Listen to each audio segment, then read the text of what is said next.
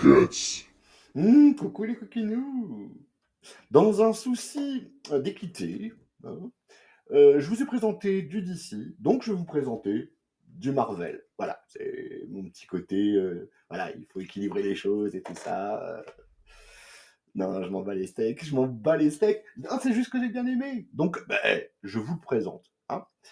Alors, que dire à propos de Warlock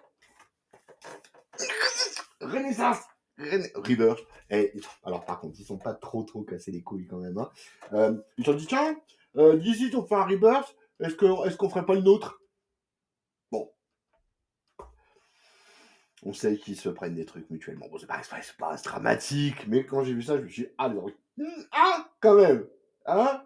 Saloperie, là. Donc, Warlock, Renaissance, par Ron Marsh et Ron Lim.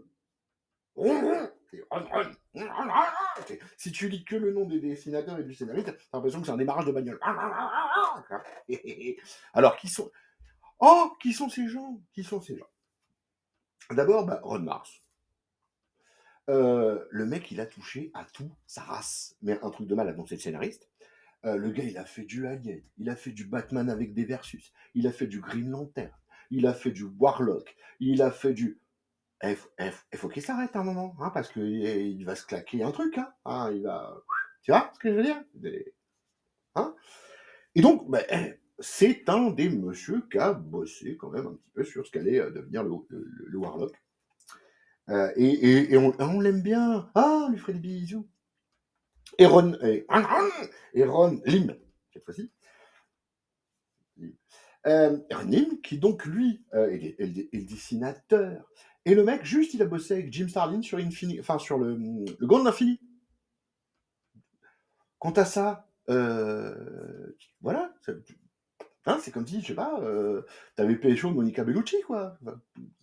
Ça va, hein, tu es un être accompli qui tout dure. Voilà, c'est comme ça.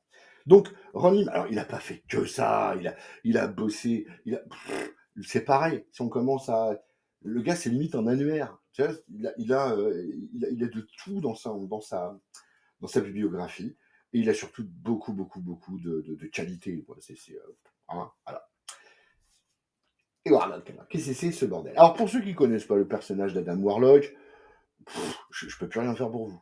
Là, c'est un personnage qui existe depuis les années 70, qui est mort, qui est revivant, qui est porteur d'une des pierres de l'infini, qui a fracassé Thanos, alors qu'il était mort, mais qu'il était redevenu vivant. Il était dans le conserveur à un moment. Le mec, il fait que ça. Mort, vivant, mort, vivant, mort. Et il est porteur, donc, d'une des gemmes de l'infini, la gemme de l'esprit. Et voilà. Et ces derniers temps, il était pépouze, tranquille, quoi. Il faisait chier personne. Voilà. Il était un petit peu voilà, gardien de certaines choses. Et ne pas tout vous niquer quand même. Hein. Et donc, il a pris ses quartiers sur l'île aux monstres. Alors, ça, c'est sympa, par contre. Les monstres sont rarement mis en avant, à part film Fan Fong, des choses comme ça, chez Marvel, mais il y a tout un délire un peu kaiju, moi j'aime bien. Et donc, il y a une partie des gardiens de la galaxie, il y a Gamora, parce que dans le truc, il y a Pip, ah, rien me fait rire, qu'est-ce qu'il y a comment on appelle ça, le petit truc là, tu vois, c'est un satyre.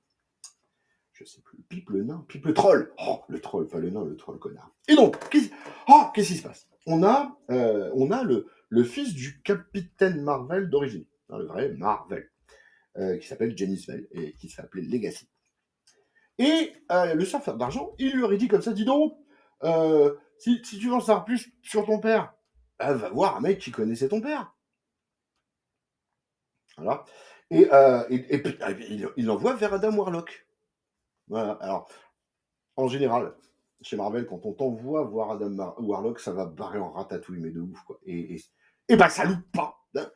Donc, James Bell, il arrive sur... j'arrête pas de me gratter le nez, j'ai un tic de nez, en fait.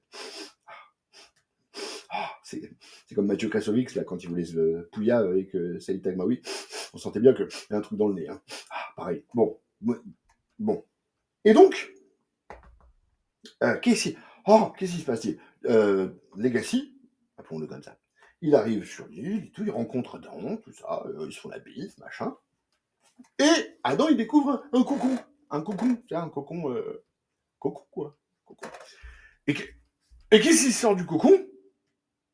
Eh ben, son équivalent féminin, Eve, Eve Warlock, et qui lui fout une dose, mais de ouf, et qui même, elle va lui pécho sa pierre et tout. Oh, il est vénère, il boude. Oh, bref.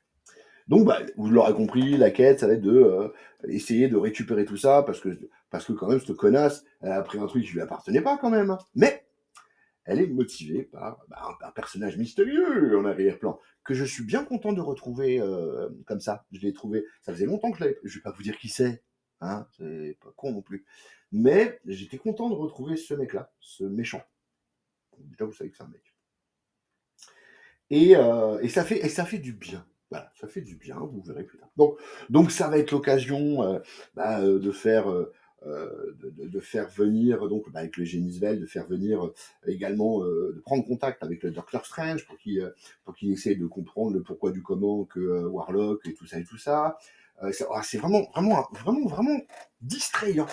Alors, ça change pas grand chose à la donne. Je veux dire par là, c'est pas ça qui va révolutionner l'univers Marvel, hein. Loin s'en faut.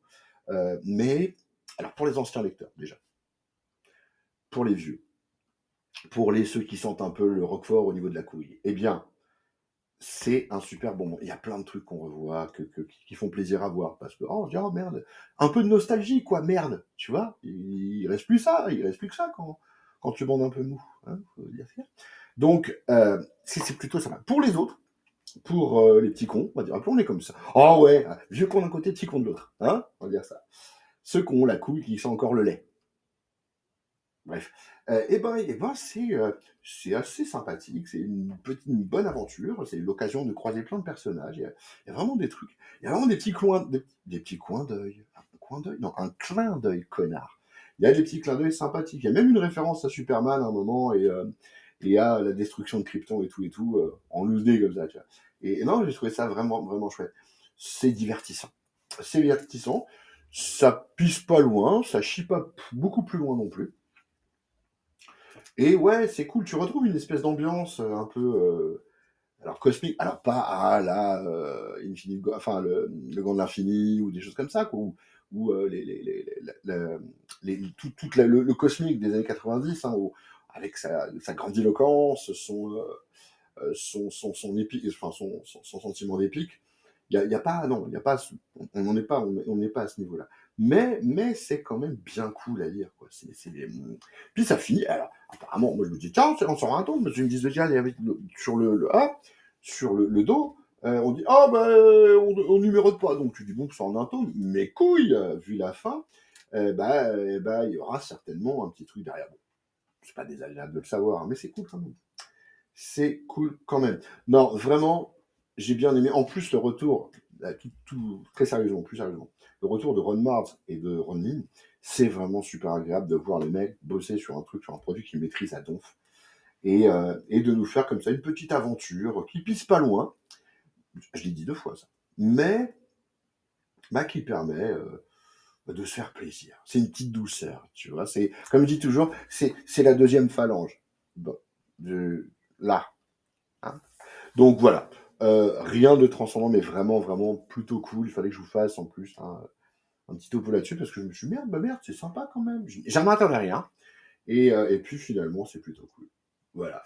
Donc, il me reste plus à vous souhaiter une bonne lecture si vous allez dessus ou pas, d'ailleurs. Et puis, bisous.